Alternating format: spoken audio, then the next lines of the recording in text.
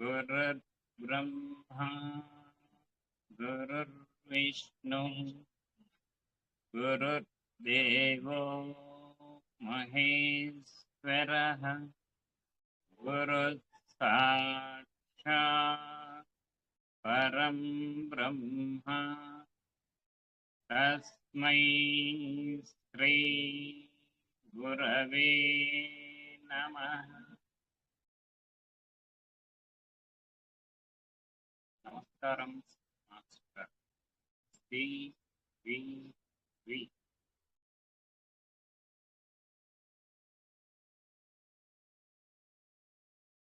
But as nothing is to be observed in diseases that must be removed in order to change them into health, besides the totality of their signs and symptoms. కనుక మనం ఏదైనా ఒక వ్యాధిగ్రస్తునికి నయం చేయాలి అంటే totality of the symptoms అంటే వేదనల యొక్క సముదాయం ఏదైతే ఉన్నదో అది మాత్రము తప్పనిసరిగా ఉండాలి. కనుక ఒక వ్యాధిగ్రస్తుని ఆరోగ్యవంతునిగా చేయాలి అంటే తప్పనిసరిగా మనకు కావలసినటువంటివి వేదనలు ఉండాల్సిందే. వేదనలు అనేటువంటివి వార్తాహరులు లాంటివి, మెసెంజర్స్ లాంటివి. ఆ వేదనలు ఉండటం మూలానే మనకు వ్యాధి ఉన్నట్లుగా తెలుస్తుంది, లేకపోతే వ్యాధి ఉన్నట్లుగా మనకి తెలియదు. వ్యాధిని ఉన్నట్లుగా తెలిపేటువంటి వార్తాహరులు లాంటివే ఈ వేదనలు. ఆ తర్వాత రెండవది, వేదనలు ప్రాణమయ శరీరంలో ఉన్నటువంటి నిజమైన దెబ్బకి వ్యక్తమైనటువంటి స్వరూపములు, భౌతిక శరీరంలో వ్యక్తమైనగా ఉన్నటువంటి స్వరూపాలు.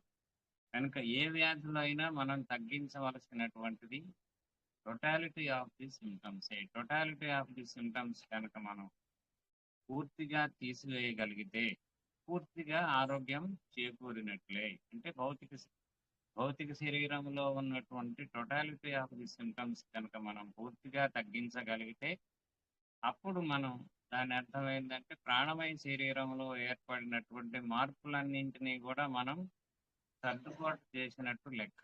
అది కనుక టోటాలిటీ ఆఫ్ ది సిమ్టమ్స్ తప్ప ఏ వ్యాధిలోనైనా ఇంకా తగ్గించడానికి ఏమీ కూడా లేదు. And likewise, medicines can show nothing curative besides their tendency to produce morbid symptoms in healthy person. అంటే ఒకవైపు ఏమో వ్యాధిగ్రస్తుని గురించి చెప్పారు. వ్యాధిగ్రస్తుడు ఎలా ఉంటాడు? కొన్ని సైన్స్ అండ్ సిమ్టమ్స్ ఉంటాయి, కొన్ని వేదనలు, వాటి యొక్క బాధలు అవన్నీ కూడా ఉంటాయి. ఏది? వ్యాధిగ్రస్తుని. అలాగే రెండవది, మరి వ్యాధిగ్రస్తునికి మందు వేయాలి కదా. మరి మందు వేయాలి అంటే మందులో ఏముంటుంది? మందులో ఆరోగ్యవంతుని యొక్క ఆరోగ్యమును చెడగొట్టగలిగినటువంటి సత్తా దేనికైతే ఉందో దాన్నే మందు అంటారు, ఔషధము అంటారు. అంటే ఏ ఆరోగ్యవంతునికైనా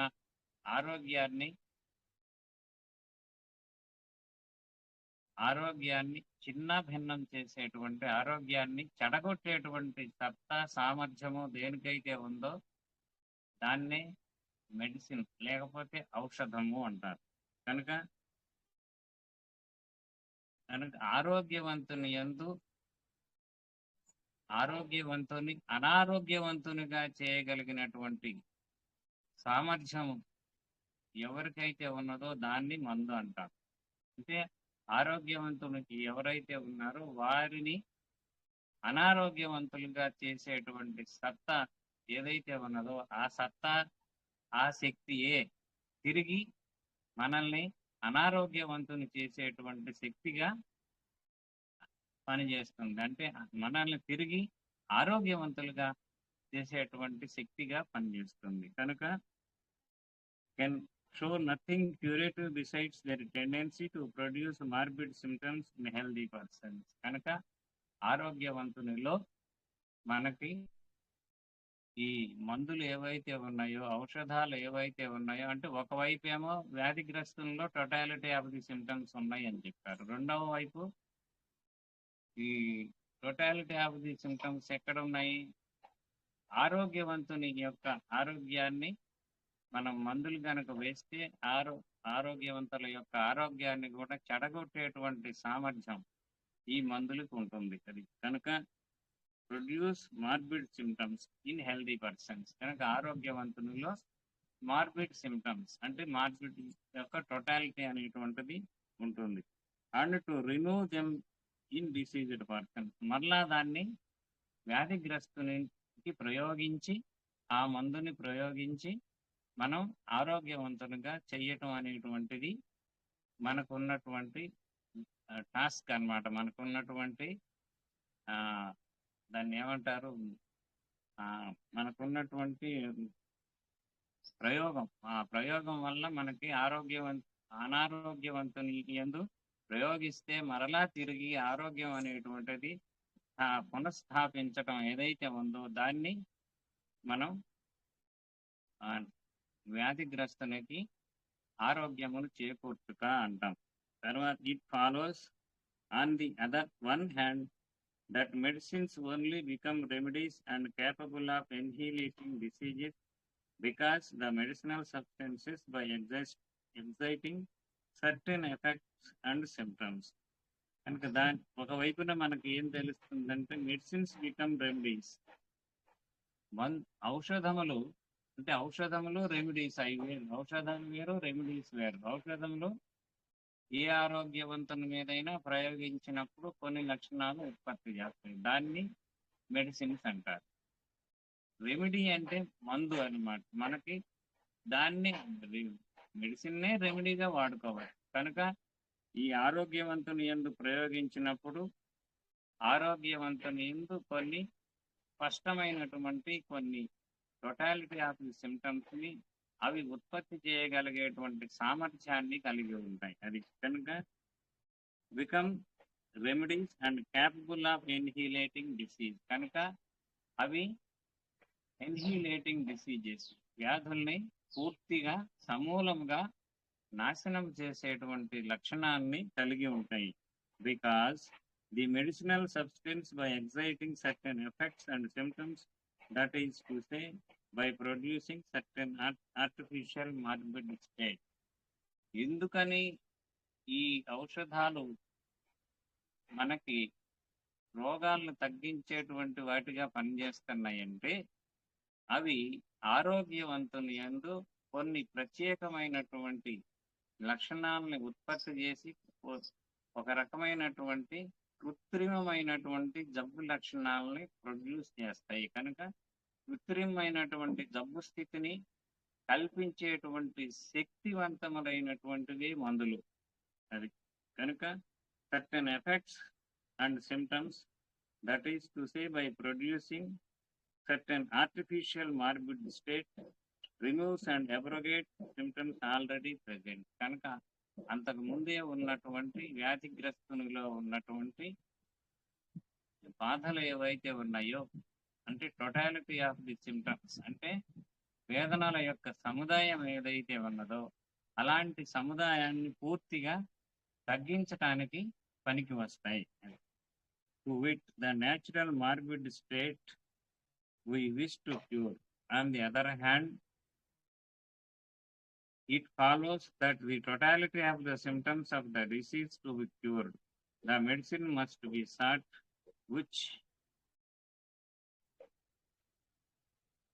prove to have the greatest tendency produce similar or opposite symptoms. కనుక సిమిలర్ కానీ ఆపోజిట్ సిమ్టమ్స్ కానీ ప్రొడ్యూస్ చేసేటప్పుడు మనకి జబ్బులు తగ్గుతాయి. మనం సారి నిన్నటిదే మళ్ళీ చెప్పుకున్నాం, 22 చెప్పుకున్నాం, మరలా 23 చెప్పుకున్నాం. Sorry, all pure experience, however, and all the accurate research convince us that persistent symptoms of diseases are far from being removed and annihilated by opposite symptoms of medicines. అంటే ఆల్ ప్యూర్ ఎక్స్పీరియన్స్ మన యొక్క పరిశుద్ధమైనటువంటి ప్రయోగాలు ఏవైతే ఉన్నాయో అవన్నీ కూడా and all accurate research ఎప్పుడైతే మనకి పూర్తిగా సరి అయినటువంటి ఖచ్చితమైనటువంటి ప్రయోగాలు ఏవైతే ఉన్నాయో ఆ ప్రయోగాల వల్ల మనకు తెలిసింది ఏంటంటే persistent symptoms of diseases are far from being removed and annihilated by opposite symptoms of medicine. కనుక ఆపోజిట్ సిమ్టమ్స్ కనుక మనం ఉపయోగించి కనుక జబ్బులు కనుక తగ్గించినట్లయితే, అంటే ఆపోజిట్ అంటే దాన్ని ఏమంటారంటే యాంటీపథిక్ విధానము అంటారు. దాన్ని ఏమంటారు? యాంటీపథిక్ విధానం అంటారు, లేకపోతే ఎనాంటీపథిక్ విధానము, లేకపోతే ప్యాలియేటివ్ విధానం. 3 పేర్లు చెప్పారు. Palliative method and that on the contrary after transient alleviation. కనుక అప్పుడు ఏం చేస్తారంటే ట్రాన్సియంట్ ఎలివియేషన్ ఆపోజిట్ సిమ్టమ్స్ కనుక మనం ఉపయోగించి ఔషధాన్ని ఉపయోగించి మనం ఉపయోగించినప్పుడు ఏం చేస్తామంటే కాంట్రరీ ఆఫ్టర్ ట్రాన్సియంట్ ఎలివియేషన్ మనకి చాలా స్పష్టమైనటువంటి ఉపశమనం దొరుకుతుంది. అంటే ఆపోజిట్ సిమ్టమ్స్ కనుక ఉపయోగించి మనం జబ్బును తగ్గించినప్పుడు చాలా స్పష్టమైనటువంటి ఉపశమనం దొరుకుతుంది. That on the contrary after transient alleviation, apparent alleviation, లేకపోతే చూడటానికి చక్కగా పేషెంట్ హ్యాపీగా ఉంటాడు. ఉదాహరణకి మనకి తలనొప్పి వచ్చింది అనుకోండి, ఆ తలనొప్పి అప్పుడు ఏం చేస్తాం మనం? ఒక తలనొప్పికి సంబంధించిన పెయిన్ కిల్లర్ ఒకటి వేసుకుంటాం, శారిడానో ఏదో ఒకటి వేసుకుంటాం. వేసుకున్నప్పుడు అబ్బా ఎంత హాయిగా ఉందో ఈ తలనొప్పి, మనకు అప్పటిదాకా వేధిస్తూ ఉన్నటువంటి తలనొప్పి కాస్త చేతితో తీసేసినట్టుగా పోతుంది. అప్పుడు మనం ఏమంటాము? తలనొప్పి హ్యాపీగా తగ్గిపోయింది, ఎంత హాయిగా ఉందో మన ప్రాణానికి అనుకుంటాం. కానీ తర్వాత ఏం జరుగుతుందంటే దే బ్రేక్ ఫోర్త్ అగైన్. కనుక అవి మరలా వస్తాయి. ఆ బాధలన్నీ కూడా యాజ్ ఇట్ ఈజ్ గా వస్తాయి, అంటే ఏమాత్రము మార్పు లేకుండా వస్తాయి. కనుక they break forth again only with increased intensity. కనుక ఆ వచ్చేవి కూడా ఎలా ఉంటాయంటే ఇంక్రీజ్డ్ ఇంటెన్సిటీ, చాలా బలంగా వస్తాయి. అంతకు ముందు రోజున ఉన్నటువంటి తలనొప్పి కాస్త ఈ రోజున చాలా బలంగా వస్తుంది, అంతకు ముందు కన్నా ఇంకొంచెం ఎక్కువగా వస్తుంది. అది they break forth again only with increased intensity and become manifestly aggravated. కనుక తలనొప్పి ఏమవుతుంది? అంతకు ముందు రోజు కన్నా కూడా ఈ రోజున ఎక్కువ అవుతుంది. అంటే దీనికి మీకు కొన్ని ఎగ్జాంపుల్స్ చెప్తే గానీ అర్థం కాదు. ఉదాహరణకి మనకి కడుపు నొప్పి ఉన్నదనుకోండి. కడుపు నొప్పి ఉన్నప్పుడు మనం ఏం చేస్తాము? ఏదో ఒక పెయిన్ కిల్లర్ వేస్తాం. వేసినప్పుడు ఆపోజిట్ సిమ్టమ్స్ ను ఉపయోగించి, ఇక్కడ మనకి చెప్పింది ఏంటంటే ఈ సూత్రంలో ఆపోజిట్ సిమ్టమ్స్ ఉపయోగించి మందు వేసినప్పుడు ఏం జరుగుతుందో చెప్పారు హానిమన్. కనుక ఆపోజిట్ సిమ్టమ్ ఉపయోగించి కనుక మందు వేస్తే, అంటే కడుపులో నొప్పి తగ్గడానికి మందు వేస్తాం మనం. తలనొప్పి తగ్గడానికి మందు వేస్తాం. అంటే తగ్గడానికి మందు వేస్తే ఏమవుతుంది? జబ్బు తగ్గుతుంది. మనం తగ్గటానికే కదా వేసింది, తగ్గింది. తగ్గిన తర్వాత మరుసటి రోజు ఏమవుతుంది? తిరిగి అదే జబ్బు యాజ్ ఇట్ ఈజ్ గా ఉంటుంది. ఆ యాజ్ ఇట్ ఈజ్ గా ఉండేది కూడా కొంచెం ఎక్కువగా ఉంటుంది. అందుకనే మనకి అలోపతి మందులు వాడేటప్పుడు ఆ జబ్బు అనేటువంటిది తగ్గుతుంది. తగ్గిన తర్వాత మరలా మరుసటి రోజు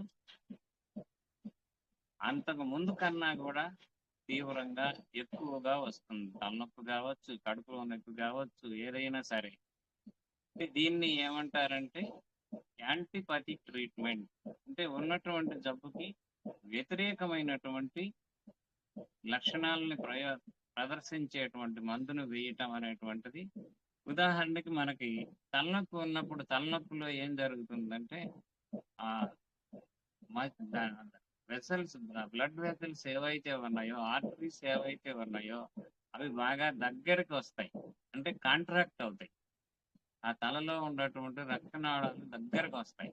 దగ్గరకు వచ్చినప్పుడు ఏమవుతుంది, ఈ మందు కనుక మనం వేస్తే, తలనొప్పికి పెయిన్ కిల్లర్ కనుక వేస్తే ఏమవుతుంది, అవి కాస్త ఎక్స్పాండ్ అవుతాయి. అంటే రక్తనాళాలు కొంచెం ధమనులు, ఆర్టరీస్ కొంచెం పెద్దవవుతాయి. పెద్దవైతే అప్పుడు దానివల్ల తలనొప్పి పోతుంది, ప్రాణానికి హాయిగా ఉంటుంది.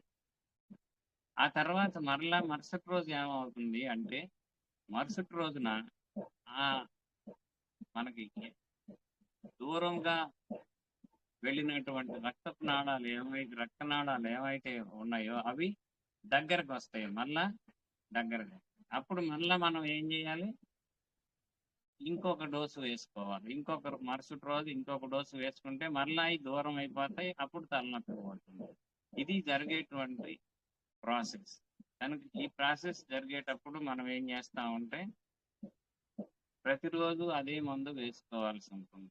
అదే కనుక హోమియోపతిలో కనుక మందు వేస్తే, అదే మందు దాదాపు ఒక నెల రోజులు పనిచేస్తుంది. ఒక డోసే, 1 dose will work for 1 month or 2 months. కనుక ఈ రకంగా మనకి ఇది అప్పుడు మనం ఏం చేస్తామంటే, హోమియోలో ప్రయోగించాలి అంటే తలనొప్పిని కలుగజేసే మందే వేస్తాం మనం. అంటే అప్పుడు ఏమవుతుంది, ఒకటేమో సహజంగా వచ్చేటువంటి తలనొప్పి, రెండవదేమో మనం మందు వేసినటువంటి ఔషధ ప్రయోగం వలన వచ్చినటువంటి తలనొప్పి. ఈ రెండు తలనొప్పులు మన శరీరంలో ఉంటాయి, క్షణకాలంలో రెండు కూడా మన ప్రాణశక్తితో బహిష్కరించబడి మన ప్రాణం అనేటువంటిది హ్యాపీగా తలనొప్పితోటి పూర్తిగా దూరం అయిపోతుంది. కనుక ఈ రెండవ పద్ధతిలో వాడటం అనేటువంటిది హోమియో విధానం. మొదటి పద్ధతి అనేటువంటిది యాంటీపథిక్ విధానం. యాంటీపథిక్ లో ఉదాహరణకు ఒక పేషెంట్ కి విరోచనాలు వచ్చినాయి అనుకోండి. విరోచనాలు అంటే పేగులు ఏమవుతాయి, చిన్న పేగులు ఫాస్ట్ గా కదులుతూ ఉంటాయి. చిన్న పేగులు, ఆ తర్వాత పెద్ద పేగులు బాగా ఫాస్ట్ గా కదులుతూ ఉంటాయి. కదులుతూ ఉంటే ఏమవుతుంది, ఆ పేగుల్లో ఉన్నటువంటి ఆహార పదార్థం ఏదైతే ఉన్నదో అది చాలా వేగంగా బయటకు వచ్చేస్తుంది. ఆ వేగంగా బయటకు వచ్చేసినప్పుడు వాటిని విరోచనాలు అంటారు. అలా కాకుండా మనం మందు గనక వేస్తే ఏమవుతుందంటే, మందు వేసినప్పుడు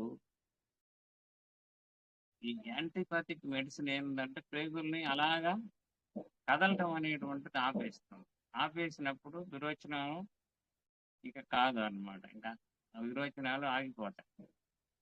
మళ్ళీ మరుసటి రోజు ఏమవుతుందంటే పేగులు మళ్ళా ఫాస్ట్ గా కదులుతుంటాయి, అంటే మళ్ళా విరోచనాలు అవుతాయి. ఈ మరలా విరోచనాలు అయ్యేటువంటి దానికి ఏంటంటే, మరలా ఈసారి అంతకుముందు గంటకి 2 అయ్యాయి, ఈసారి గంటకు 3 అవుతాయి. మరుసటి రోజు గంటకు 4 అవుతాయి. ఈ రకంగా అంటే ఉన్న జబ్బు బలాన్ని పుంజుకుంటుంది. అది ఇక్కడ జరిగేటువంటిది. వ్యతిరేకమైనటువంటి వైద్య విధానంలో ఇమ్మీడియట్ గా జబ్బు తగ్గుతుంది, కానీ తరువాత వచ్చేటువంటి పరిస్థితులు దారుణంగా బీభత్సంగా తయారవుతాయి. అంటే జబ్బు ముదిరిపోతుంది అన్నమాట. జబ్బు ముదిరిపోయి జబ్బు బలంగా తయారయ్యి, ఈ బలంగా తయారైనటువంటి జబ్బు అంత తేలికగా లొంగదు మనకి. ఆ తర్వాత ఇంకా కొంతకాలం, ఉదాహరణకి మనకి తలనొప్పి ఉందనుకోండి, ఒక 30 ఏళ్ళు 40 ఏళ్ళు అలాగా వాడేవాళ్ళు ఉన్నారు. ఎంత వాడినా కానీ తలనొప్పి తగ్గదు. అంటే మనకి మోడర్న్ మెడిసిన్ లో ఈవెన్ పెద్ద పెద్ద జబ్బులతో ఎందుకు, తలనొప్పికే మందులు లేవు, సరైనటువంటి ఔషధాలు తలనొప్పులకే లేవు. కనుక ఈ తలనొప్పులు మరి ఇప్పుడు ఉదాహరణకి తలనొప్పి తగ్గింది అనుకోండి, మరి తగ్గిపోవాలి కదా. మళ్ళీ మరుసటి రోజు రేపు రావటం ఎందుకు, ఎల్లుండి రావటం ఎందుకు, మళ్ళీ 10 రోజుల తర్వాత రావటం ఎందుకు అంటే దాని అర్థం ఏంటంటే, ఆ తలనొప్పి లోపల ఉన్నది, ఎక్కడికి పోలేదు. తగ్గితే మళ్ళీ రాకూడదు కదా! అందుకోసం తలనొప్పి అనేటువంటిది తగ్గటం అనేటువంటి ప్రశ్న ఈ ఇంగ్లీష్ వైద్యంలో లేదు. కనుక ఇంగ్లీష్ వైద్యం అంతా కూడా మొత్తం దేని మీద ఆధారపడి ఉంటుందంటే, వ్యతిరేకమైనటువంటి వైద్య విధానం. నిన్న మనం చెప్పుకున్నటువంటి ఎగ్జాంపుల్స్‌లో ఎండకెళ్ళినటువంటి వాడు తిరిగి ఇంటికి చేరిన తర్వాత చక్కగా చన్నీళ్ళ స్నానం చేసినట్లుగా ఉంటుంది. అంటే ఇప్పటిదాకా వెళ్ళిందేమో ఎండ. తర్వాత చన్నీళ్ళు స్నానం చేస్తే ప్రాణానికి హాయిగా ఉంటుంది. లేదంటే ఒక కూల్ డ్రింక్ తాగితే ఇంకా హాయిగా ఉంటుంది. పర్యవసానం ఏమవుతుందంటే ఒళ్ళు వేడెక్కి అది కాస్త వడదెబ్బ కొడుతుంది.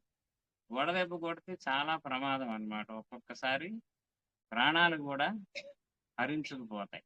కనుక ఈ యాంటీపథిక్ విధానం ఏదైతే ఉన్నదో అది చక్కటి ఉపశమనాన్ని ఇస్తుంది.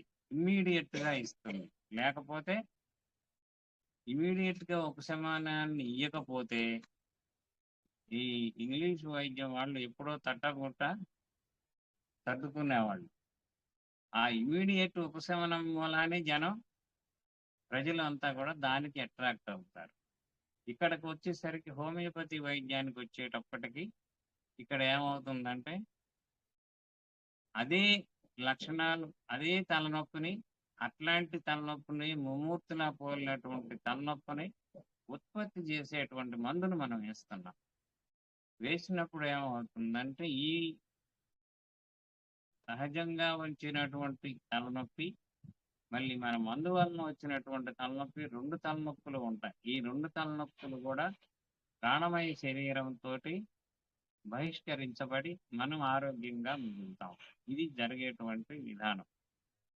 రేపు మనం దీని గురించి చెప్పుకుందాం. మాస్టర్ గారు ఏం చెప్పారో చెప్తాను.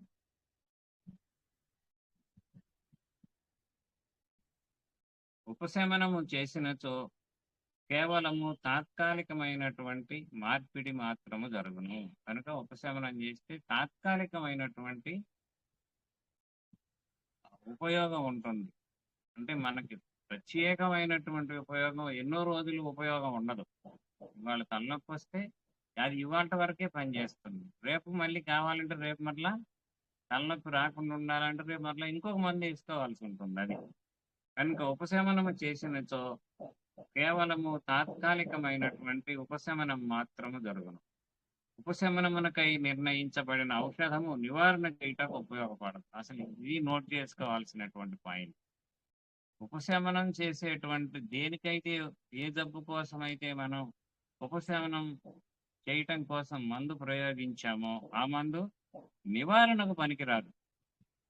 అంటే మరి నివారణకు చేస్తే మరలా మా తలనొప్పి రాకుండా ఉండాలి కదా, అందుకని నివారణకి పనికిరాదు. అది కనుక ఉపశమనమునకై నిర్ణయించబడిన ఔషధము నివారణ చేయుటకు ఉపయోగపడదు. అది విపరీత లక్షణము. కనుక అది విపరీతమైనటువంటి లక్షణం. అంటే దానికి ఉన్న జబ్బుకి వ్యతిరేకమైనటువంటి లక్షణం. ఎలా అయితే మనకి ఎండకి వెళ్ళినటువంటి వాడు ఒక అర్ధగంట ఎండలో తిరిగొచ్చి చన్నీళ్ళు స్నానం చేసినట్లుగా ఉంటుంది. అవి రోగ లక్షణములను తాత్కాలికముగా తొలగించి చివరకు అణిచిపెట్టి చిక్కుగా లొంగ చుట్టూనే కాని నివారణ ఏమాత్రము చేయజాలవు. కనుక ఈ నివారణకు పనికిరావు. నివారణకు పనికి రావాలంటే మరలా తిరిగి అలాంటి జబ్బునే ఉత్పత్తి చేయగలిగినటువంటి ఆ బలం ఉన్నటువంటి అలాంటి మందును వేయగలిగితేనే నివారణ అనేటువంటిది జరుగుతుంది. కనుక అట్టి విపరీత లక్షణములను పుట్టించును. అవి రోగ లక్షణములను తాత్కాలికంగా తొలగించి చివరకు అణిచిపెట్టి చివరకు లొంగ చుట్టూనే కాని నివారణను ఏమాత్రము చేయజాలవు. కనుక నివారణ అనేటువంటిది ప్రసక్తి లేదు. అసలు పొరపాటును కూడా నివారణ అనేటువంటిది జరగదు. ఈ సత్యం అలోపతి మందులు పనిచేయి వైఖరిలో కొల్లగా మనకు అనుభవమునకు వచ్చినది. ఉదాహరణకు మనం చెప్పినటువంటి తలనొప్పులు కానీ జలుబులు కానీ ఏవైనా సరే అక్కడంతా కూడా యాంటీపథిక్ విధానం, మనమేమో హోమియోపతిక్ విధానం. హోమియోపతిక్ అంటే సిమిలర్. అంటే సిమిలర్ అంటే ముమ్మూర్తుల, అంటే కమల పిల్లలు ఎలా అయితే ఉంటారో అలాగా మనం మందుల్ని ప్రయోగిస్తాం. ఉదాహరణకు ఒక తలనొప్పి పేషెంట్‌కి తగ్గించాలి అంటే తిరిగి మరలా మన శరీరంలో, ప్రాణమయ శరీరంలో తలనొప్పిని కలిగించేటువంటి మందు మాత్రమే ఆ తలనొప్పిని తగ్గించేటువంటి శక్తి కలిగి ఉంటుంది. అది కూడా శాశ్వతంగా తగ్గించేటువంటి శక్తిని కలిగి ఉంటుంది అది. కనుక సమాన లక్షణములను ప్రేరేపించే ఔషధములను, విపరీత లక్షణములను ప్రేరేపించే ఔషధములను వాడుట ఇంతకుముందు చెప్పబడినది. ఇంతకుముందు సూత్రంలో చెప్పాం. అంటే ఒక వ్యాధి అనేటువంటి దాన్ని తగ్గించాలంటే సమాన లక్షణాలని ప్రయోగించి తగ్గించవచ్చును. లేదా విపరీతమైనటువంటి లక్షణాలు, విపరీతం అంటే ఆపోజిట్ లక్షణాలని ప్రయోగించి కూడా తగ్గించవచ్చును అని ఇంతకు ముందు సూత్రంలో చెప్పుకున్నాం. ఇందు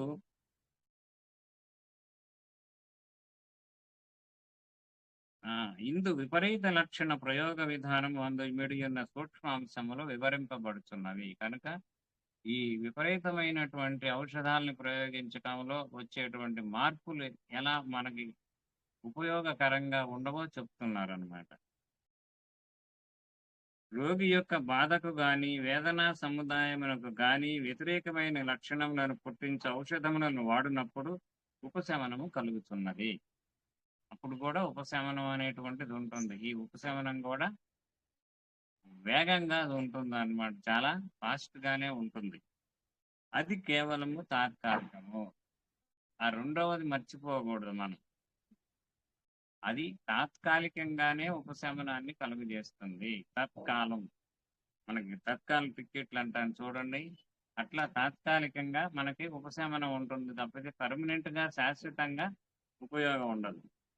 దానివల్ల బాధలు తాత్కాలికముగా మాయమగును. దానివల్ల ఏమవుతాయంటే మనకు వచ్చేటువంటి బాధలు చాలా తాత్కాలికంగా మాయమవుతాయి. అప్పటికప్పుడు మాయమవుతాయి. ఈ మాయమగుట కూడా అణిచిపెట్టుటయే గాని నిజముగా మాయమగుట కాదు. ఎట్లా అంటే మనం ఈ మాయమగుట కూడా అణిచిపెట్టుటయే. ఊరికే అణిచిపెట్టటం. ఊరికే మనము అప్పుడే మొక్కలు మొలుస్తున్నాయి అనుకోండి. ఆ మొక్కలు మొలిచేటువంటి మొలకల మీద మనం ఏదన్నా ఒక పెద్ద బండ వేసామనుకోండి, బండరాయి. అప్పుడు ఆ మొక్కలు మొలుస్తాయా? మొలకలు మొలుస్తాయా? మొలకలు మొలవు, అణిచిపెడతాయి. శుభ్రంగా అణిచిపెట్టబడతాయి. కనుక ఔషధం యొక్క బలమైనటువంటి శక్తి వలన ఈ జబ్బులు అనేటువంటిది అణిచిపెట్టబడతాయి. మీకు ఉదాహరణకి ఇంకొకటి కూడా చెప్తాను.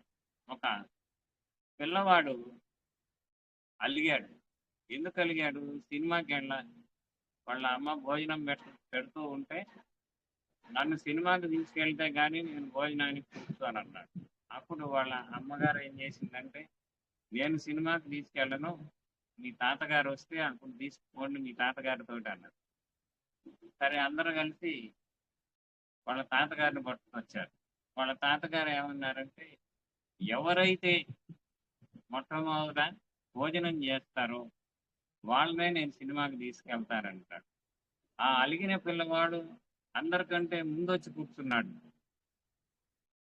అంటే పిల్లవాడికి కోరిక ఎలా ఉంటుందో మనం అలాగా ఆ కోరికను తీర్చేటటువంటి మాటలు మాట్లాడితేనే పిల్లలు కూడా మాటింటారు. ఈ హోమియోపతి సిద్ధాంతం ప్రతి దాంట్లో కూడా పనిచేస్తూ ఉంటుంది అన్నమాట. ప్రతి ఇన్సిడెంట్ లో కూడా మనం బలవంతాన్ని ఎవరిని ఏమీ చేయించలేము. ఇప్పుడు ఉదాహరణకి ఇద్దరు ప్రేమించుకున్నారు, ఇద్దరు పిల్లకాయలు. ఆ ప్రేమించుకున్నప్పుడు మనం ఎన్ని చెప్పినా వాళ్ళు వినరు. అమ్మాయి వినదు, అబ్బాయి కూడా వినరు. అమ్మాయికి ఏమనిపిస్తుంది అంటే, ప్రపంచంలో ఉన్నటువంటి ప్రేమికులు అందరూ మోసగాళ్ళు కావచ్చు, కానీ నేను ప్రేమించిన వాడు మటుకి చాలా సత్యవంతుడు, మోసం చెయ్యడు, కళ్ళ కపటం తెలియదు అని ఆ అమ్మాయి నమ్ముతుంది.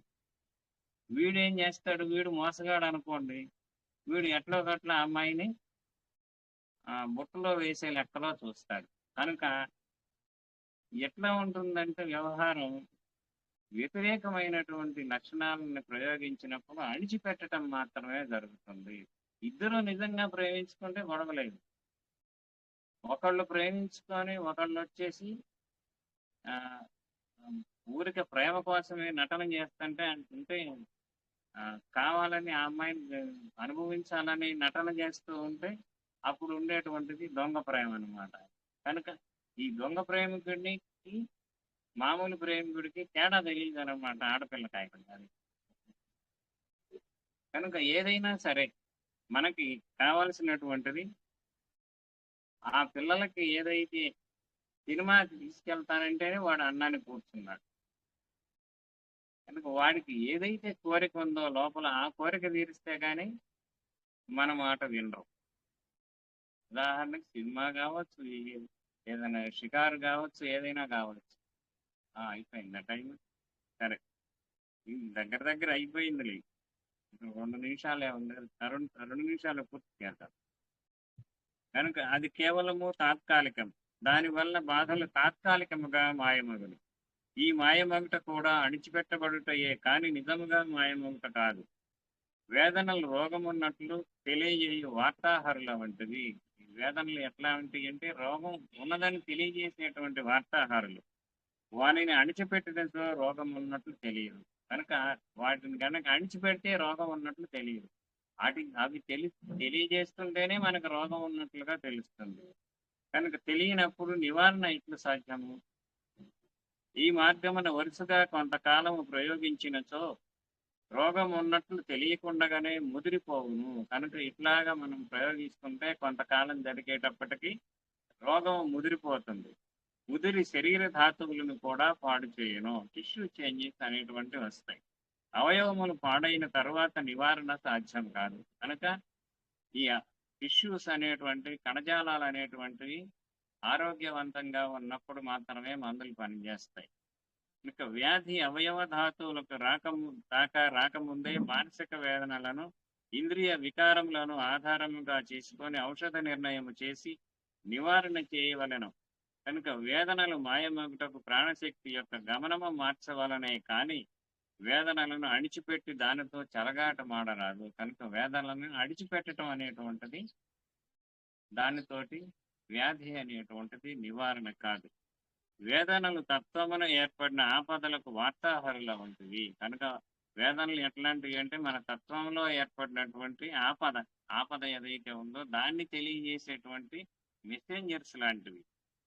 కోటలో శత్రువులు ప్రవేశించుతున్నారని ఒకడు వార్తను తెచ్చినచో వినుటకు భయపడి వారిని నోరు మూసి చంపినచో ఏమగును?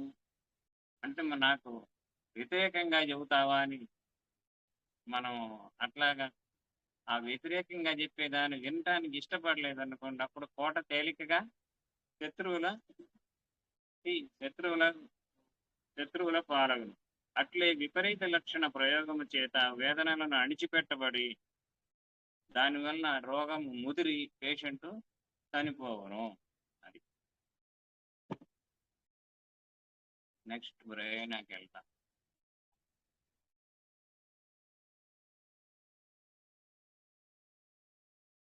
ప్రయోనియామని శరీరతత్వంలో 2 లక్షణాలు చెప్పుకున్నాం. 3. తన శరీరతత్వమున ఏదో తేడా చేసినదని, ఆరోగ్యము బాగా లేదని, జబ్బు చేయుతున్నదని మనస్సునకు అనిపించుతుండను. ఎప్పుడు కూడా రోగిష్టి ముఖమే పెడతాడు వీడు. జ్వరం వచ్చిన తర్వాత ఎలా ఉంది అంటే జ్వరం తగ్గి వారం అయిన తర్వాత కూడా జ్వరం ముఖమే పెడతాడు. కనుక జబ్బు చేయుతున్నదని మనస్సునకు అనిపించుతుండను. ఎప్పుడు తనకేదో సుస్థిగా ఉన్నదని. సుస్థిగా అంటే ఏం సుస్థి అంటే ఏమి చావటానికి ఏం ఉండదు. అది కనుక సుస్థిగా ఉన్నదని అతనికి అనిపించుతుండను. తర్వాత ఎండ గాని వేడిని గాని భరింపలేడు. ఎండని భరించలేడు, వేడిని భరించలేడు. గది వేడిగా ఉన్నచో తట్టుకొనజాలడు. వేసవి కాలమందు చాలా బాధలకు గురియగుచుండును. వేసవి కాలపు వేడి వేళలలో ఇతనికి ఉక్కిరి బిక్కిరిగా ఉండును. అంటే వేసవి కాలంలో వేడికి బాగా ఉక్కిరి బిక్కిరి అవుతాడు. గాలి ఆడనట్లుగా ఉండును. తన దేహమునందు వేడి ఎక్కువగా ఉన్నదని అనుచుండును. మనము ముట్టుకొని చూచినచో ఒళ్ళు చల్లగానే ఉండును. సామాన్యముగా తలకు ఆముదము గిజగిజ రుద్దుకొని అబ్బా ఎంత వేడి వచ్చుతున్నదనును. అంటే అది ఫ్రిక్షన్ వలన వచ్చినటువంటి వేడి అన్నమాట. అది రుద్దుట వలన పుట్టిన వేడి గాని లోపల నుండి ఏమీ రాదు. మామూలుగాని తన ఒళ్ళు వేడిగా ఉందని చెప్పుచుండును. ఇతనికి చెమటలు తెగపోయిచుండును. కరెంటు కాసేపు ఆగిపోయి ఫ్యాను ఆడకున్నచో ఇతనికి ప్రాణ ప్రవాహము ఆగిపోయినట్లే. కన్నులు, ముక్కు, గొంతుక మండుచుండును. మూత్రనాళము మండుచుండును. అంటే యూరినరీ ట్రాక్ ఇన్ఫెక్షన్స్ అన్నమాట. ఇతనికి విపరీతమైనటువంటి దాహముండును. తన్నీళ్లు, చల్లని పానీయములు ఎంతైనను త్రాగుచుండవలెనని అనిపించును. అధిక పరిమాణములో త్రాగును. వాతావరణమునందు మార్పులు కలిగినప్పుడెల్లా ఇతడు అనారోగ్యము పొందుచుండును. ఒక మాటు పడిలేచినను కీళ్ల నొప్పులు, నడుముల నొప్పులు వాతావరణం మార్పుల వల్ల ఇతనికి తరచుగా కలుగును. ఒక వయస్సు తర్వాత దేహము స్థూలమై మనిషి బొద్దుగా, గుండ్రముగా ఏర్పడును. వీరు చిన్నప్పుడు పుల్లల వలె ఉండి ఒక వయస్సు తర్వాత స్థూల దేహులగుదురు. అంటే కొంత వయసు వచ్చిన తర్వాత ఒళ్ళు వస్తుంటుందన్నమాట. ఇతనికి ఒళ్ళు బరువు, తలనొప్పి ఉండును. ఒళ్ళు నొప్పులుగా ఉండును. ఒళ్ళు పట్టించుకొనవలెనని, మర్దన చేయించుకొనవలెనని, తలకు గుడ్డ బిగించుకొనవలెనని ఇతనికి అనిపించును. కాళ్ళు, నడుము పిల్లల చేత తొక్కించుకొనుచుండును. ప్రయోనియా వాడు ఉన్న గదిలోనికి రాకుండా పిల్లలు తప్పించుకొని పోతుందరు. కనుక వాడు కనుక ఆ గదిలో ఉన్నాడంటే వాము బాబు ఇప్పుడు ఎక్కడ తొక్కమంటాడని చెప్పేసి వాడు పిల్లలు అసలు ఆ గది ఛాయలకే పోరు. ఇతనికి ఎంతసేపు నడుము మీద గుద్దినను పిల్లవానికి ఆయాసము రావలసినదే గాని ఇతడు మాత్రము ఇంకను గుద్దుము అనుకున్నాను. పిల్లలను ఆడుకొనుటకు పోనీయడు. కావున పిల్లవాడు ఇతనికి కనిపించడు. ఏ పిల్లవాడు కూడా వీడికి కంటికి కనిపించడు.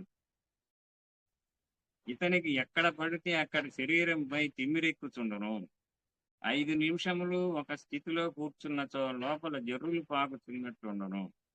తర్వాత చలిగాలిలో ఆరు బయట తేమలో వర్షమును తడిసిన అరుగుల పైనను, పచ్చిక బయళ్ల పైనను, మంచులో తడిసిన ప్రదేశములలోనూ తిరిగిన తరువాత 1-2 రోజులకు తరుణ వ్యాధులు కలగను. అంటే దానివల్ల ముక్కు జలుబు చేయటం కానీ, ఆ తర్వాత దగ్గు రావటం కానీ, ఆ తర్వాత జ్వరం రావటం కానీ 4-5 రోజులు పడుతుంది వీడికి ఒకసారి చలికి ఎక్స్పోజ్ అయితే.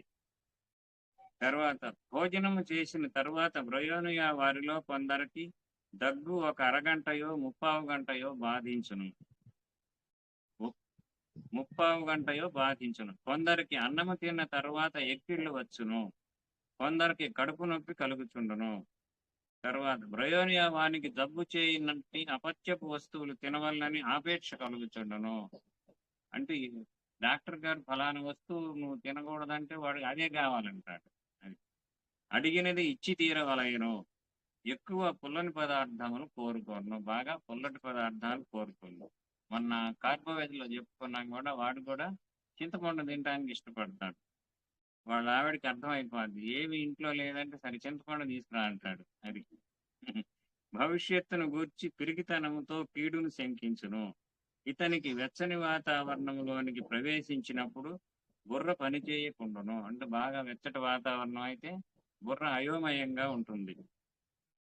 దగ్గు గాని, జ్వరము గాని, నొప్పుల బాధలు గాని రాత్రి 9 గంటల నుండి ప్రారంభమై ఎక్కువను. అంటే రాత్రి 9 PM ఎగ్రివేషన్ వీడికి. టైఫాయిడ్ వంటి జ్వరములు ఉదయం ప్రారంభమై ఎక్కువను. మొగము, పెదవులు ఉబ్బరించి బరువెక్కి ఉండును. తిమ్మిరిగా ఉండును. జలుబు చేసినప్పుడు రుచి తెలియకుండా ఉండును. వాసన తెలియకుండా ఉండును. బహిష్టులో కడుపు నొప్పి, డొక్కలో పోట్లు కలుగును. ఏ తరుణ వ్యాధి అయినను జలుబుతో గాని, కడుపులో నొప్పితో గాని ప్రారంభమై జ్వరములోనికి దిగును. అంటే ఏ తరుణ వ్యాధి అయినా సరే జలుబుతో స్టార్ట్ అవుతుంది. తర్వాత కడుపులో నొప్పితో కానీ ప్రారంభమై చివరికి జ్వరం అనేటువంటిది వస్తుంది. నక్స్వామికాలో కూడా కడుపులో నొప్పి అవన్నీ ఉంటాయి. లేకపోతే విరోచన బద్ధకం ఉంటుంది ఎక్కువ భాగం వాడికి. వీడికేమో కడుపులో నొప్పి కానీ జలుబు, అక్కడి నుంచి తరుణ వ్యాధులు వస్తాయి. తర్వాత ముఖము ఉబ్బరింపు ఉండి జలుబు జ్వరము వచ్చినప్పుడల్లా కొంచెం నీలముగాను నల్లగాను ఉండి పెదవులు ఆరిపోవును. విపరీతమైన దాహం ఉండును. గజదాహం అన్నమాట. ఎన్ని నీళ్ళైనా ఒకసారే తాగుతారు. వీరు జ్వరము మున్నగు బాధల్లో పెదవులు గిల్లుకొందురు. రక్తము కారును. అంటే రక్తం గారేదాకా ఆ పెదవులు గిల్లుతూనే ఉంటాడు. ఇట్లాంటి మందులు ఇంకా 2 ఉన్నాయి. ఫాస్ఫరస్ ఒకటి, ఆరం ట్రిఫిలినం. ఇట్లే ఆరం ట్రిఫిలినం వారి ముక్కు, నాలుక, పెదవులు దురద పెట్టును, చిరాకు పుట్టించును. తర్వాత హఠాత్తుగా నిద్ర నుండి మేల్కొనున్నప్పటికీ తలనొప్పి వచ్చును. లెక్సిస్ లో కూడా ఈ లక్షణం ఉంది. లెక్సిస్ తర్వాత కాక్యులస్ ఇండికస్. బ్రయోనియా వారు ఉదయము పక్క నుండి తలనొప్పితో లేచెదరు. స్టార్టింగే తలనొప్పితో స్టార్ట్ అవుతుంది అన్నమాట వీడి జీవితం. తర్వాత బ్రయోనియా రోగి యొక్క మానసిక వికారములు. బ్రయోనియా వానికి తనకు జబ్బుగా ఉన్నదనియు ఒంట్లో బాగుండలేదనియు అనిపించుట ప్రముఖముగా ఉండును. తనకు ఎప్పుడు కూడా వీడికి నాకు రోగం వచ్చింది, నాకు బాగలేదు, నాకు రోగం వచ్చింది, ఏం రోగం అంటే ఏమి చెప్పడానికి అక్కడే ఉండదు. అది ఓపియం రోగి బ్రయోనియా రోగి వల్లనే సోమరి అయినను తనకు ఏ జబ్బు లేదని అనిపించును. అంటే వీటికి ఆపోజిట్ అన్నమాట. ఓపియం రోగి ఇది ఎక్కడ నొప్పి ఉందంటే ఏమి లేదంటాడు. ఎక్కడ నొప్పి అంటే అది ఏమి లేదంటాడు. కనుక వాడు ఏమీ లేదని చెబుతుంటాడు, ఈడేమో అన్నీ ఉన్నాయని చెబుతాడు. తేడా అది. తాను ఆరోగ్యంగా లేకున్నాను, నాకేమీ బాధ లేదనియు మందు అక్కర్లేదనియు ప్రకటించను. ఓపియం పేషెంట్ నాకు మందు అవసరం లేదు, నాకేమీ జబ్బులు లేవు అని చెప్తాడు. బ్రయోనియా వాడికి ఉత్సాహం ఉండదు. బ్రయోనియా వాడికి ఉత్సాహం ఉండదు. పలస్టిల్లా వారిని సూచనతో సరదా అంటే ఏమో తెలియను. పలస్టిల్లా వాళ్ళు చాలా సరదాగా ఉంటారన్నమాట. జబ్బుగా ఉన్నప్పటికీ 5 నిమిషాలు తేలికగా వచ్చినచో గభాలను లేచి ముఖం కడుక్కొని స్నానం చేసి మంచి బట్టలు కట్టుకొని కళకళలాడుతూ కనిపించారు. అంటే జ్వరం ఉన్నా సరే ఆ జ్వరం 5 నిమిషాలే.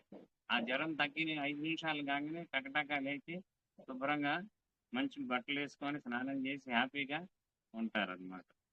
అందువలన పలస్టిల్లా వారికి జబ్బుగా ఉన్నదన్నచో ఇరుగు పొరుగు వారు నమ్మరు. ఇప్పుడు దాకా అన్ని పనులు చేస్తుంది కదమ్మా ఆవిడ. ఆమెకు రోగం వచ్చిందంట, ఆమెకు జ్వరం వచ్చిందంట, నేనైతే నమ్మను అంటారు పక్కన వాళ్ళు. అది కనుక ప్రాణం మీదకు వచ్చినదని చెప్పినను సాయంకాలం ఆమెను చూశాము కదా అందరూ. మరునాడు పొద్దున్న పలస్టిల్లా స్త్రీ లేచి తిరుగును. అంటే రాత్రి జ్వరం వచ్చిన పొద్దున్న లేచి అన్ని పనులు చేసుకుంటది. బ్రయోనియా వాడైతే ఇంకొక వారం దాకా ఎట్లా ఉందంటే జ్వరం ముఖమే పెడతాడు. అది బ్రయోనియా వారు అట్లు కాదు. ఎప్పుడు వారం రోజుల క్రిందట కొంచెం జ్వరం వచ్చి తగ్గినచో వారం అయిన తర్వాత కూడా జ్వరం ముఖం పెట్టును. అదేమిటి అని అడిగినచో మొన్న ఈ మధ్యనే కదా జ్వరం వచ్చినది అన్నట్లుందరు.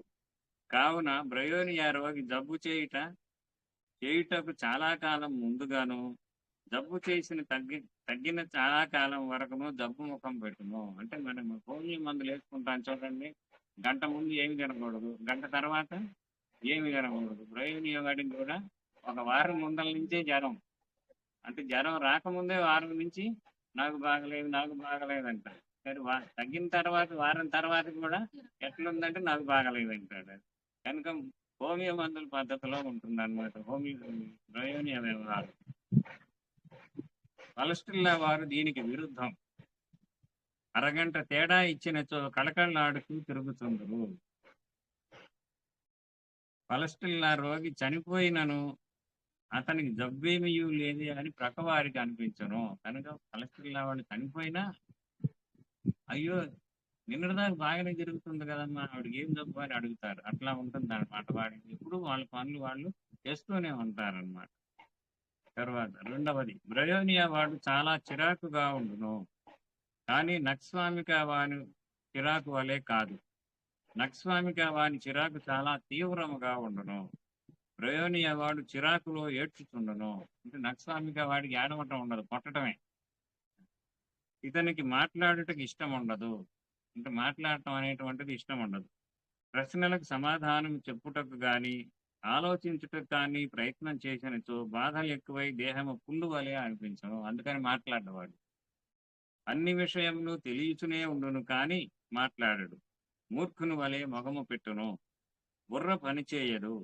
ఏ పని చేయవలెనో తట్టదు. ఈ స్థితిలో బ్రయోనియా వాడనిచో తీవ్రమైన తరుణ వ్యాధి రాబోతున్నదని తెలియను.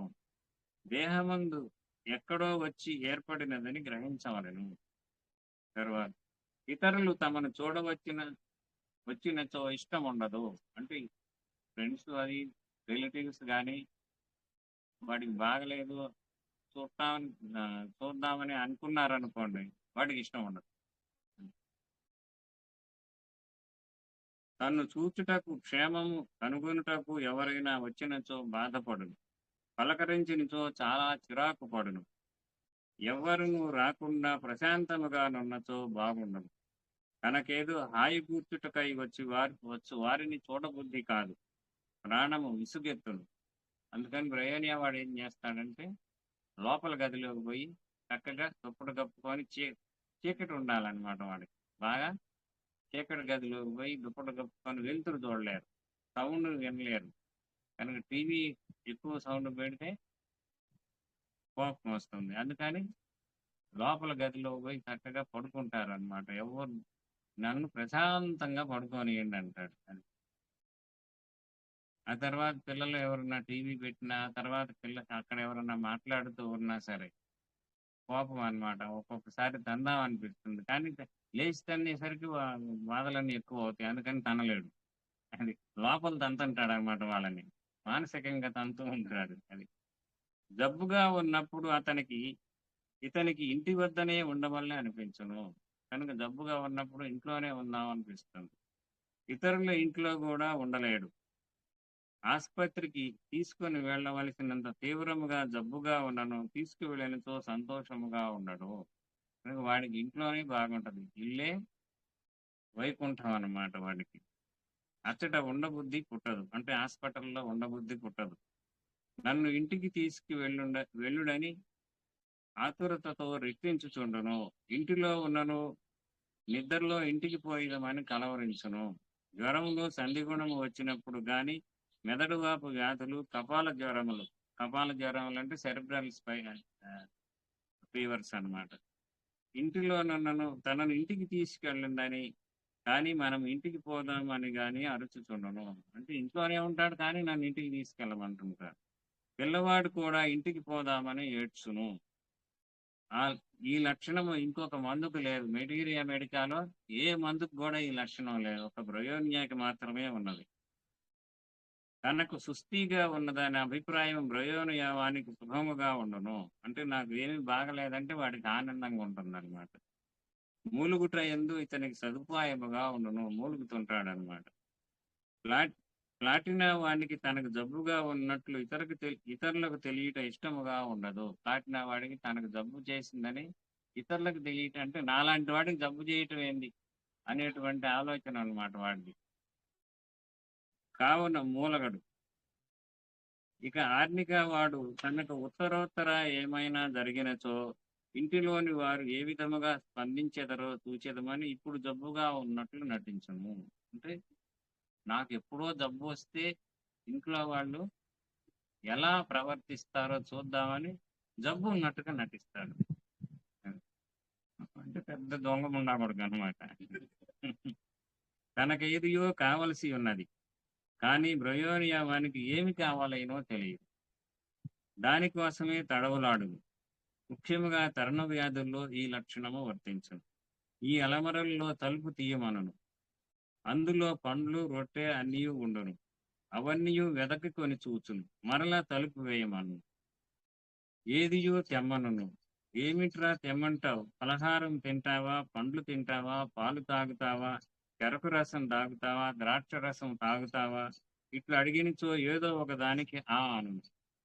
కానీ మనము తీసుకొని వచ్చినప్పటికీ వద్దను. అంటే ఒక 5-6 క్వశ్చన్లు వేస్తే ఒకదానికి అన్నాడు. ఆ అన్నది కూడా తీసుకొని వస్తే వద్దంటాడు. అవి తెచ్చినచో అక్కరలేదని నిరాకరించను. ఇట్టి లక్షణము టైఫాయిడ్ వంటి తరుణ వ్యాధుల్లో వచ్చును. కానీ ఇట్లాంటివన్నీ టైఫాయిడ్లో ఉండేటువంటి బ్రయోనియా పేషెంట్ కావలసినటువంటి లక్షణాలు. బజారుకి వెళ్ళి ద్రాక్ష పండ్లు తెచ్చిపెట్టు అనును. తీరా తెచ్చిన పిదుప వద్దు తినను అనును. దీనికి కారణము ఇతనికి ఏది కావాలనో అభిప్రాయము తప్ప ఏది కావాలనో మనస్సులో అది ఏమీయూ లేదు. అంటే స్పష్టంగా నాకు ఫలాంది కావాలనేటువంటిది ఏమీ లేదు. ఇట్టి మానసికమైన చెదురుబాటు ఉన్నచో బ్రయోనియా అని సూచించును. ఇది బ్రయోనియా లక్షణం. బ్రయోనియా పిల్లవాడు ఏదియో కావాలనని గోల చేయుచు ఒక్కొక్కటి ఇచ్చినచో తీసుకొని విసిరిపారవైచి మరలా ఏదియో కావాలనని ఏడ్చును. ఎంతసేపున్నా అంతే. కేమమిల్లా రోగి యొక్క పిల్లవాడు తాను కోరిన దాన్ని ఇచ్చినచో కోపించి విసరి మొగమను కొట్టును. వీడికి వాడికి తేడా అది. వాడేమో మొహం మీద కొడతాడు, వీడేమో కొట్టడు, వద్దంటాడు అది. తర్వాత అప్పుడు దొరకని దుర్లభమైన వస్తువులపై బ్రయోనియా వానికి మనస్సు పోవును. అంటే ఎక్కడా దొరకవంటే అదే కావాలంటాడు.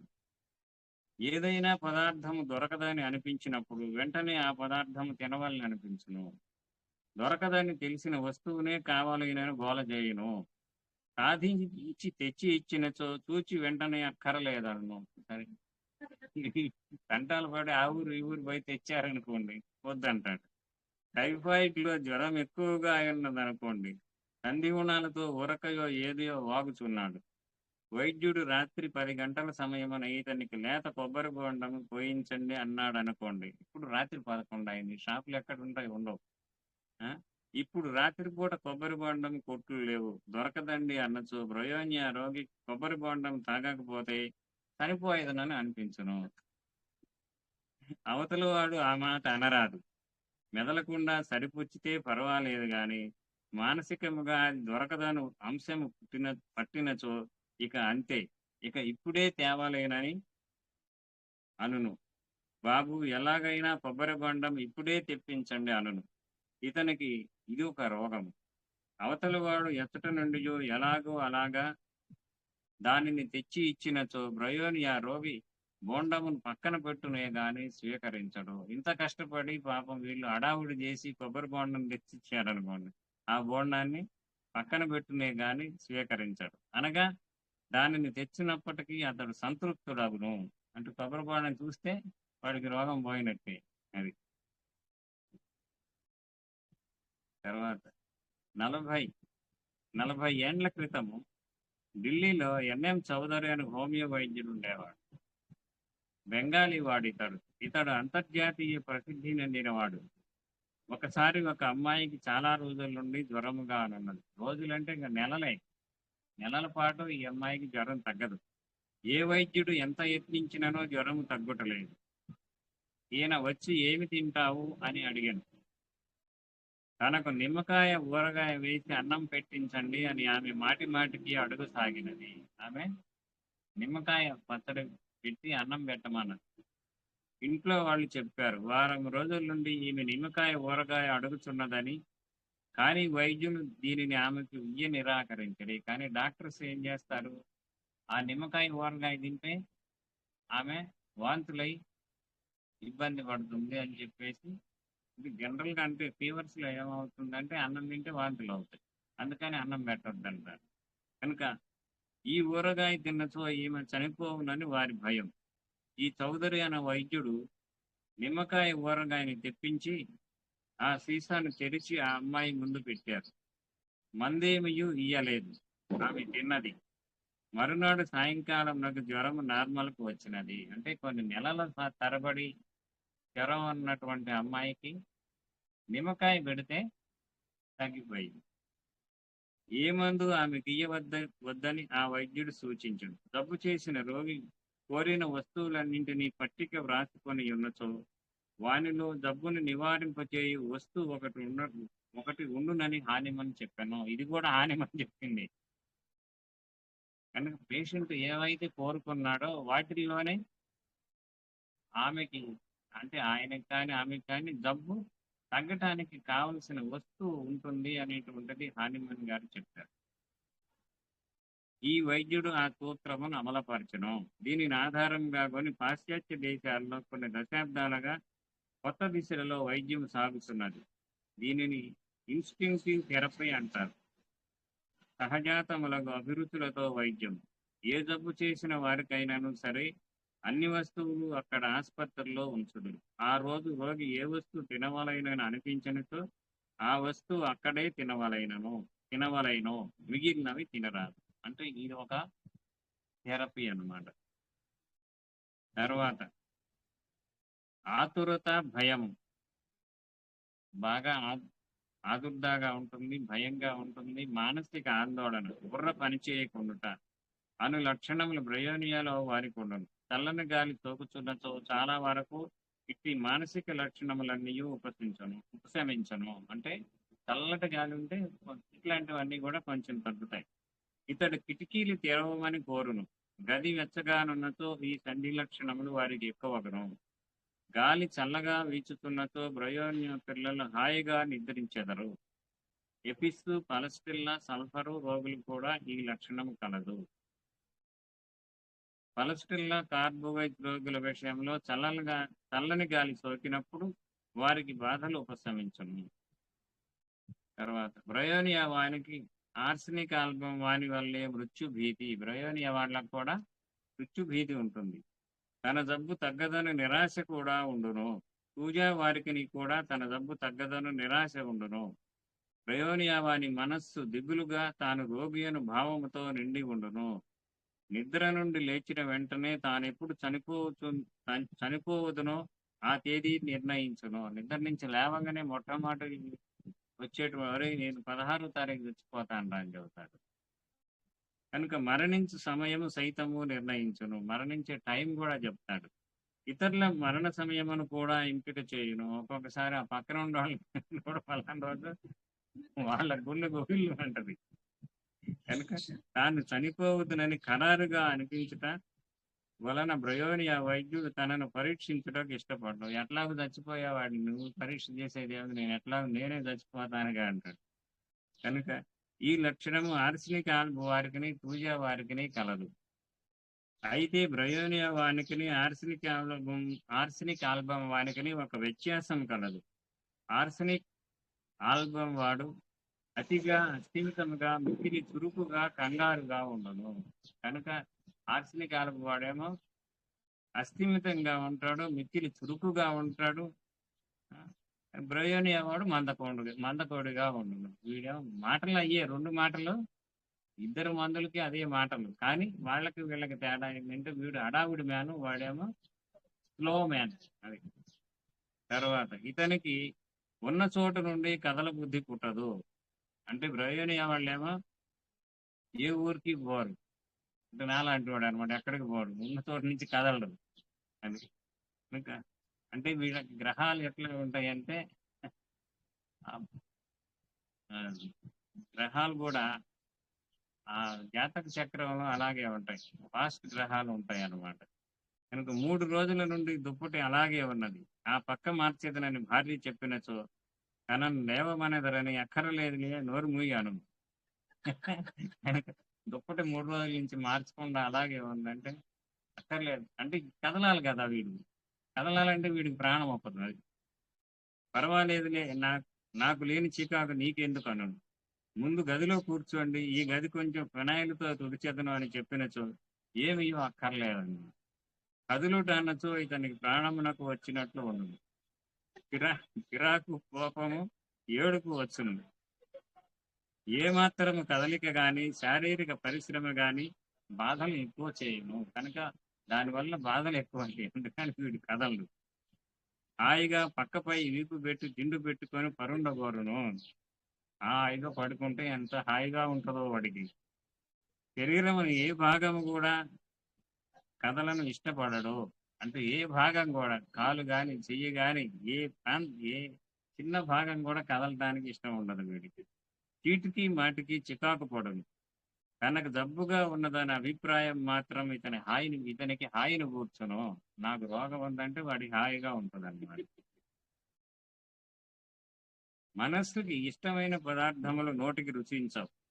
మానసికముగా కొన్ని ఆహార పదార్థములు ఇతడు తినవలనని కోరును. కానీ అవి భౌతికముగా రుచించవు. కావున వాటిని తినుటకు నిరాకరించును. కానీ కొన్నిటిని తినటానికి ఇష్టపడతాడు. కానీ అవి తింటే మళ్ళీ వీడి నోటికి సహించవు. ఊరక రుచి చూచి విడిచిపెట్టును. దీనికి కారణం ఇది, ఇతని యందు అభిరుచులు తన ఆరోగ్య స్థితికి సంబంధించిన స్మృతులు మాత్రమే, ఆరోగ్యానికి సంబంధించినటువంటి గుర్తులు మాత్రమే. తన గత జీవిత స్మృతులు ఇవి. అంటే ఇవి పోయిన జన్మలో వచ్చిన స్మృతులు అన్నమాట. ఇప్పటివి కాదయి. ప్రస్తుతము ఇవి పడుట లేదన్నమాట. ముసలివారును ఇట్టివి చేయుచుండరు. చిన్నప్పుడు కొన్ని ఇష్టముగా తిన్న ఆహార పదార్థముల గుర్తులు ఉండును. అవి తిందామని ప్రస్తుతం అనిపించును, కానీ తినలేరు. అని తిందామనిపిస్తుంది కానీ తినలేరు. సహించవు. అయినను మాటి మాటికి తెమలుచున్నారు. చచ్చారు ఇంక వీళ్ళు. కొడుకులు కోడలు సాగుకొచ్చింది. అయిపోయిందా? సరే. ఒరేయ్ మామిడి పండు పట్టుకొని రారా అని చెప్పారు. కానీ తీరా తెచ్చిన పిదప తినలేరు. ఎందుచేత? ఒక వయస్సు వచ్చిన పిదప సగము మంది జనులలో ఆరోగ్య స్థితి రీత్యా రుచులు మార్పునందును. మనలో కూడా చాలా మందికి ఆహార స్థితులు మారును. చిన్నప్పుడు వెన్న, నెయ్యి, పాలు ఎక్కువగా కోరిన వారికి ఒక వయస్సు వచ్చిన తర్వాత వానిపై వైముఖ్యం ఏర్పడును. అప్పుడు ఇట్లందరి ఎవరు కండ్లు పడ్డాయో దిక్కుమాలినవి. దిష్టి లేదని కాదు, దిష్టి ఉన్నది. కానీ చాలా కేసుల్లో జీవిత స్థితి మార్పునందుట వలన, వయస్సు వలన రుచులలో తేడా వచ్చును. ఒక వయస్సులో భుజించిన ఆహారము ఒక వయస్సు దాటిన తర్వాత తినలేము కదా.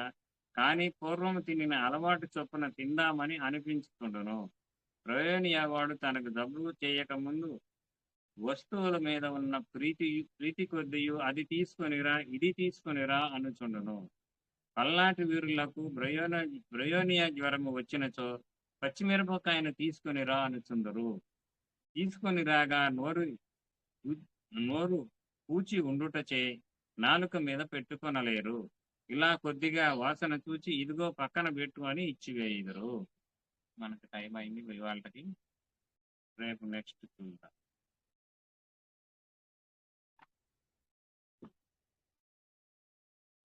డౌట్స్ ఏమైనా ఉన్నాయండి?